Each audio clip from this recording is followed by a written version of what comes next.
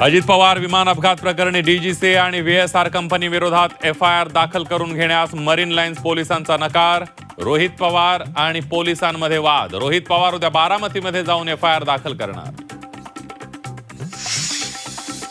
महाविकास आघाडीचा फॉर्म्युला ठरला. विधान परिषदेवर उद्धव ठाकरे जाणार, शरद पवार राज्यसभेवर जाणार, तर परिषदेचं विरोधी पक्षनेतेपद काँग्रेसकडे. सूत्रांची झी 24 तासला माहिती. पार्थ पवारांचं योगदान काय? अंजली दमानी यांचा सवाल. गुणवत्तेला मान हवा, वारसा हक्काला नव्हे. पार्थ यांना राज्यसभेवर पाठवण्याला दमानी यांचा विरोध. मालेगाव महापालिकेत नमाज पठणानंतर हिंदुत्ववादी संघटना आक्रमक. महापालिकेत जाऊन हनुमान चालीसाचं पठण.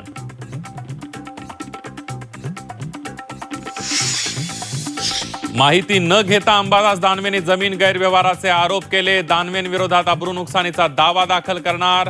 संदीपान भुमरेंचा इशारा.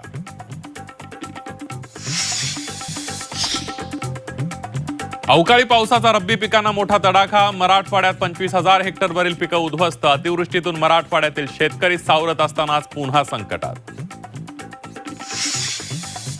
बुलढाण्यात लोणार सरोवराच्या पाणी पातळीत वाढ. सरोवराजवळील अनेक प्राचीन मंदिरं पाण्याखाली. वाढत्या पाणी पातळीवर योग्य त्या उपाययोजना करण्याची स्थानिकांची प्रशासनाकडे मागणी. विद्यार्थ्यांच्या ओळखपत्रावर डिजिटल स्कॅनर. विद्यार्थी शाळेत आल्यानंतर पालकांना त्यांच्या व्हॉट्सअपवर मेसेज जाणार.